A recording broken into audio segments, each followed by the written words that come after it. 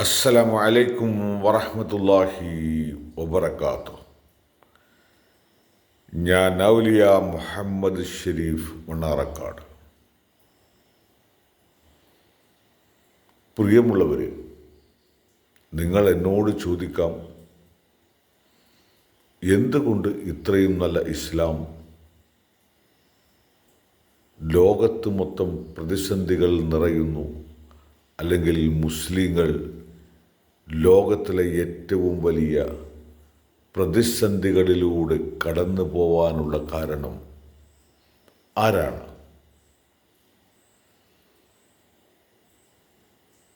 എന്തുകൊണ്ടാണ് മുസ്ലിം സമൂഹം ഈ രക്തച്ചൊരിച്ചിലുകൾക്കെതിരെ പ്രതികരിക്കാത്തത് എന്ന് നിങ്ങൾ ചിന്തിച്ചിട്ടുണ്ടോ? അതിൻ്റെ പ്രധാന കാരണം, ഒന്ന്, ഖുർആനെ തെറ്റായി വ്യാഖ്യാനിച്ചുകൊണ്ട് ലോകത്തുള്ള മറ്റു മതസ്ഥരെ കാഫിറുകളായി ആണ് ചിത്രീകരിക്കുന്നതും വിവർത്തനം ചെയ്യുന്നതും. ഈ ഖുർആൻ സന്ദേശം വളരെ തെറ്റാണ്. ക്രിമിനൽ പശ്ചാത്തലമുള്ള ഏതു വേഷധാരിയും ഏതു നാമധാരികളും 100% ജീവിതത്തിൽ അത് പകർത്തപ്പെടുമ്പോൾ അവർ കാഫിറുകളാണ്. അതുപോലെ വിശ്വാസികൾ എന്താണ്? അവൻ്റെ ജീവിതക്രിയയിൽ എക്കാലത്തും സത്യത്തിനും നീതിക്കും ധർമ്മത്തിനും വേണ്ടി പ്രവർത്തിക്കുന്നു എങ്കിൽ അവർ വിശ്വാസികളാണ്. അവർ ദൈവത്തെ നിഷേധിക്കാൻ കഴിയില്ല, സത്യത്തെ നിഷേധിക്കാൻ കഴിയില്ല. അത്തരം ക്രിമിനൽ പശ്ചാത്തലമില്ലാത്ത ആളുകളെയാണ് വിശ്വാസികൾ എന്ന് പറയുന്നത്. ഇതിന് തെറ്റായി ഖുർആൻ വ്യാഖ്യാനിച്ചുകൊണ്ട് മുഹമ്മദ് എന്ന നാമമുള്ളവരെല്ലാം മുസ്ലിങ്ങളാണ് എന്ന തെറ്റിദ്ധാരണ പരത്തി ലോകത്ത് മൊത്തം മുസ്ലിങ്ങളെ വ്യാപിപ്പിക്കുക എന്ന ഖുർആൻ സന്ദേശമുണ്ട്. കാരണം മുമ്പ് വന്ന മതങ്ങളിലെല്ലാം കൂട്ടിക്കലർത്തിയപ്പോൾ ആ ഗ്രന്ഥങ്ങൾ നിങ്ങൾ ഇനി വായിക്കേണ്ട. ഈ പുതിയ ശാസ്ത്രീയ ഗ്രന്ഥം ഞാൻ മുഹമ്മദ് നബി സല്ലല്ലാഹു അലൈഹി വസല്ലം അല്ലെങ്കിൽ മുഹമ്മദ് നബിയിലൂടെ നിങ്ങൾക്ക് എത്തിച്ചിരിക്കുന്നു എന്ന ഒരു സന്ദേശം അള്ളാഹു പറയുകയും നിങ്ങൾ മുസ്ലിങ്ങളാവുക. ഏറ്റവും സത്യസന്ധവും നീതിയുക്തവും ശാസ്ത്രീയവുമായ ജീവിതക്രിയയാണ് ഈ ഖുർആനിലൂടെ നൽകുന്നത്. അതേപോലെ തന്നെ യോഗ സിസ്റ്റവും. കാരണം നിസ്കാരം അഥവാ സാഷ്ടാംഗം വലിയ ഒരു യോഗ സിസ്റ്റമാണ്. ശാസ്ത്രീയപരമായി വലിയ ഗുണമുള്ളതാണ്. അത് ഈ ലോകത്തും ഗുണം ചെയ്യും, നാളെ പാരത്രിക ലോകത്തും വലിയ ഗുണം ചെയ്യും. ഇതുകൊണ്ടാണ് ഈ ഒരു അവസ്ഥയെ ബോധ്യപ്പെടുത്തിക്കൊണ്ട് മതം പ്രബോധനം ചെയ്യൽ നിങ്ങളുടെ നിർബന്ധ ബാധ്യതയാണ്. സ്വർഗം എന്ന ഒരു സന്ദേശം എല്ലാവരിലേക്കും എത്തിക്കുക എന്ന നിലയ്ക്ക് ഖുർആൻ പറഞ്ഞു എന്നത് യാഥാർത്ഥ്യമാണ്. പക്ഷേ ഇവിടെയെല്ലാം, ലോകത്ത് എവിടെയെല്ലാം മുസ്ലിം മതനേതാക്കളുണ്ടോ അവർ 90% ക്രിമിനലുകളാണ്. അവർക്കെതിരെ സംസാരിക്കാനോ അവർക്കെതിരെ പ്രവർത്തിക്കുവാനുള്ള ശേഷി മുസ്ലിം സമൂഹത്തിന് അവർ എവിടെയും നൽകുകയില്ല. കാരണം അത്യാധുനിക രീതിയിലുള്ള തോക്കും മിസൈലുകളും സാമ്പത്തികമായ സോഴ്സുകളെല്ലാം അവർ മുസ്ലിം സമൂഹത്തിൻ്റെ നേതൃത്വമാണെന്ന് പറഞ്ഞു പരത്തി സ്വയം വാഴ്ത്തപ്പെടുകയും അതിലൂടെ സമ്പത്ത് കൊള്ളയടിക്കുകയും യാതൊരു ജോലിയും യാതൊരു ബിസിനസ്സോ യാതൊരു വരുമാന മാർഗമോ സ്വന്തമായി കാണാതെ ഈ സമൂഹത്തെ ചൂഷണം ചെയ്തുകൊണ്ട് അതിൽ നിന്ന് അധികാരവും സമ്പത്തും കൈക്കലാക്കി അതിനെതിരെ ആരെങ്കിലും പ്രവർത്തിച്ചാൽ പരമാവധി അവർ മറ്റു രീതിയിൽ ഉപദ്രവിക്കും. ഇല്ലെങ്കിൽ ലോകത്തും തന്നെ ഇല്ലായ്മ ചെയ്യാനുള്ള എല്ലാ ശേഷിയുമുണ്ട് എന്നത് ഹമാസ് മുതൽ കേരളം വരെയുള്ള മുസ്ലിം സമൂഹത്തിന് നന്നായി ബോധ്യമുള്ളത് കൊണ്ടാണ് ഇതിന് പ്രതികരിക്കാത്തത് എന്ന് ഇതര മതവിശ്വാസികൾ തിരിച്ചറിയുക. കാരണം ഇത് എനിക്ക് വലിയ തോതിൽ അനുഭവപ്പെട്ടതാണ്, എൻ്റെ ജീവിതയാത്രയിൽ സംഭവിച്ചതാണ്.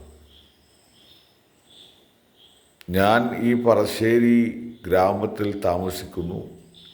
20 വയസ്സിൽ ഞാൻ മണലടി മഹലിൻ്റെ കീഴിലുള്ള ഈ പറശ്ശേരി ഗ്രാമം മദ്രസയും പള്ളിയുമുള്ള ഈ പ്രദേശത്തെ മുഴുവനായി ജനറൽ സെക്രട്ടറിയായി 2 വർഷത്തെ പ്രവൃത്തി പരിചയം എനിക്കുണ്ട്.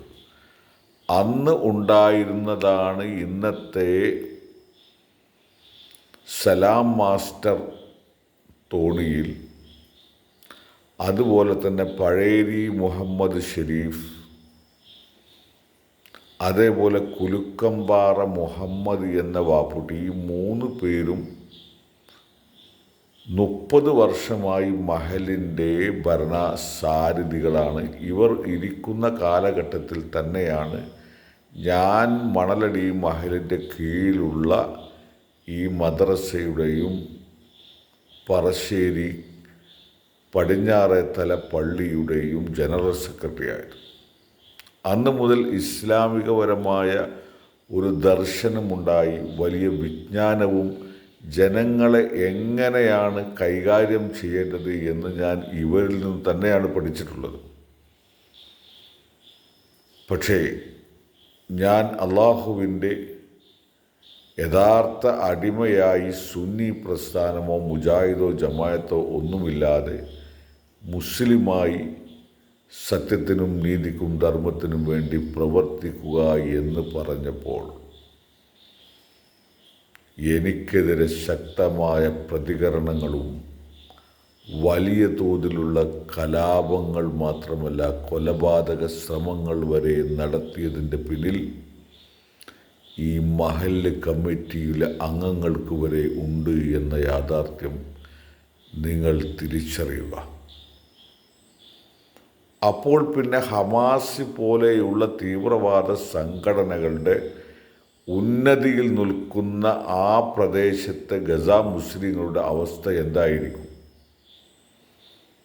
അതുകൊണ്ട് തന്നെ ഹമാസ് പോലെ ഹിസ്ബുള്ള, ഹൂതി അത്തരം തീവ്രവാദ പ്രസ്ഥാനങ്ങളുടെ ചെറിയ വേരുകൾക്ക് സമമായി പ്രവർത്തിക്കുന്നതാണ് ഇവിടെയുള്ള മുസ്ലിം ലീഗ് പ്രസ്ഥാനവും അതുപോലെ തന്നെ ഈക്കയും എപിയും എന്ന യാഥാർത്ഥ്യം നാം തിരിച്ചറിയുക. അതുകൊണ്ട് തന്നെയാണ് ഞാൻ അവരെ ഇസ്ലാമിൽ നിന്ന് പുറത്താക്കിയത്. കാരണം അവർ ഏകദൈവ വിശ്വാസികളല്ല. അവർ മുസ്ലിം സമൂഹത്തിനെ അല്ല പ്രബോധനം ചെയ്യുന്നത്.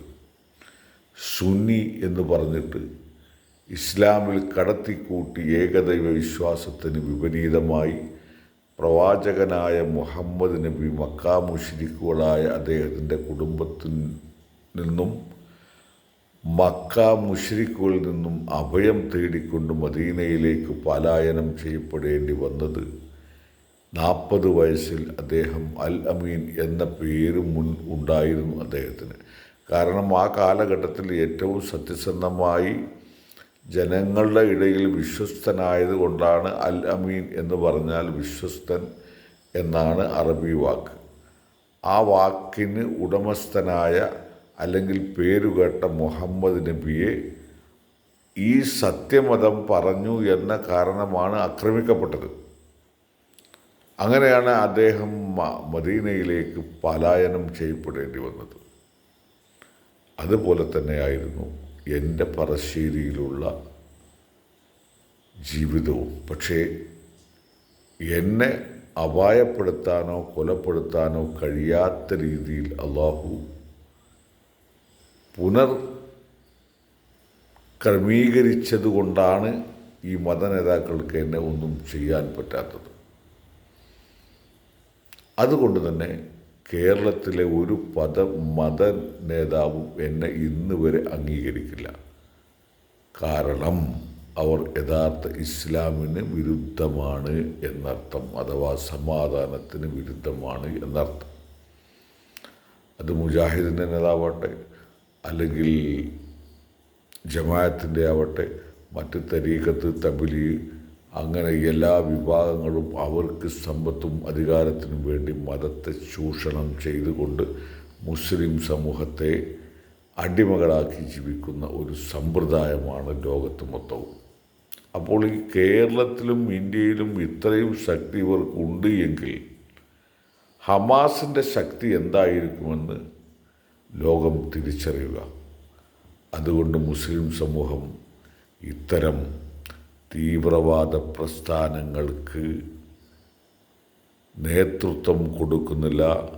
പക്ഷേ യാതൊരു നിവൃത്തിയുമില്ലാതെ അവർ ചെയ്യുന്ന തിന്മക്കെല്ലാം കൂട്ടുനിൽക്കപ്പെടേണ്ടി വരുന്നു എന്ന യാഥാർത്ഥ്യം ലോകം തിരിച്ചറിയുക. ഇൻഷാ അല്ലാഹ് ഈ സമാധാന മതം ലോകത്ത് വ്യാപിക്കട്ടെ. അതിന് എല്ലാ വിശ്വാസികളും മുസ്ലിം സമൂഹത്തിൻ്റെ കൂടെ നിന്നുകൊണ്ട് സപ്പോർട്ട് ചെയ്താൽ ഇത്തരം തിന്മകളുള്ള, ഇത്തരം തീവ്രവാദ പ്രസ്ഥാനമുള്ള, കൊലക്ക് നേതൃത്വം കൊടുക്കുന്ന നേതാക്കളെ നമുക്ക് വേണ്ട രീതിയിൽ ശിക്ഷിക്കപ്പെടാനും അവരിൽ നിന്ന് മുസ്ലിം സമൂഹത്തെ മോചനം ചെയ്തെടുക്കാനും കഴിയും. അള്ളാഹു സഹായിക്കുമാറാവട്ടെ എന്ന പ്രാർത്ഥനയോടുകൂടെ ഞാൻ നിർത്തുന്നു. മുസ്ലിം സമൂഹം ശ്രദ്ധിക്കുക. നാം ജീവിക്കുന്നത് മതനേതാക്കൾക്ക് വേണ്ടിയാവരുത്. നാം ജീവിക്കുന്നത് ഈ ഭൂമിയിൽ നമുക്ക് വേണ്ടിയായിരിക്കണം, അള്ളാഹുവിന് വേണ്ടിയായിരിക്കണം, യഥാർത്ഥ പ്രവാചക സന്ദേശത്തോടു കൂടിയായിരിക്കണം, യഥാർത്ഥ സാഹിത്യത്തിൻ്റെയും ശാസ്ത്രത്തിൻ്റെയും സാങ്കേതിക വിദ്യയുടെയും ലോകവിജ്ഞാനത്തിൻ്റെയും കൂടെയായിരിക്കണം. ഒരു പത്തിരി കഷ്ണത്തിനോ ഒരു ബീഫ് കറിക്കോ അല്ലെങ്കിൽ ഒരു ബിരിയാണിക്കോ അല്ലെങ്കിൽ നാണയത്തിൻ്റെ തുട്ടുകൾക്കോ വേണ്ടി എന്തും വിളിച്ചു പറയുന്ന മതപണ്ഡിതന്മാരിൽ നിന്ന് നാം മാറുക. അള്ളാഹു മുസ്ലിം സമൂഹത്തെ കാത്തുരക്ഷിക്കുന്നതോടൊപ്പം തന്നെ നിങ്ങൾക്ക് ചെയ്യാനുള്ള സമൂഹത്തോടുള്ള ബാധ്യത അഥവാ ഫർള് നിങ്ങൾ ചെയ്തിരിക്കണം. അത് സമൂഹമായി തന്നെ ചെയ്യണം. ഇത്തരം മതനേതാക്കളെ വേണ്ട രീതിയിൽ ശിക്ഷിക്കപ്പെടുന്ന അവസ്ഥയുണ്ടായാൽ ഒരു കാരണവശാലും അവരെ സപ്പോർട്ട് ചെയ്തു കഴിഞ്ഞാൽ അള്ളാഹു നിങ്ങളോടൊപ്പം ഉണ്ടാവുകയില്ല, പ്രവാചകൻ ഉണ്ടാവുകയില്ല, അള്ളാഹുവിൻ്റെ വലി ഉണ്ടാവുകയില്ല. അവർക്ക് കിട്ടേണ്ട ശിക്ഷ കിട്ടേണ്ട സമയത്ത് കിട്ടുക തന്നെ ചെയ്യും. അള്ളാഹു സാക്ഷി. കാരണം 40 വയസ്സ് മുതൽ 10 വർഷമായി ഞാൻ എൻ്റെ മഹല് തൊട്ട് കേരളത്തിലെ എല്ലാ മതനേതാക്കൾക്കും അറിയാം ഞാൻ ആരാണെന്ന്. പക്ഷേ അംഗീകരിക്കില്ല. അപ്പോൾ സത്യത്തിനെതിരെ സത്യനിഷേധികളായി മാറിയ മുസ്ലിം മതനേതാക്കൾക്ക് അള്ളാഹു കടുത്ത ശിക്ഷ നൽകുമാറാവട്ടെ. ആമീൻ, ആമീൻ. നിങ്ങളും പ്രാർത്ഥിക്കുക.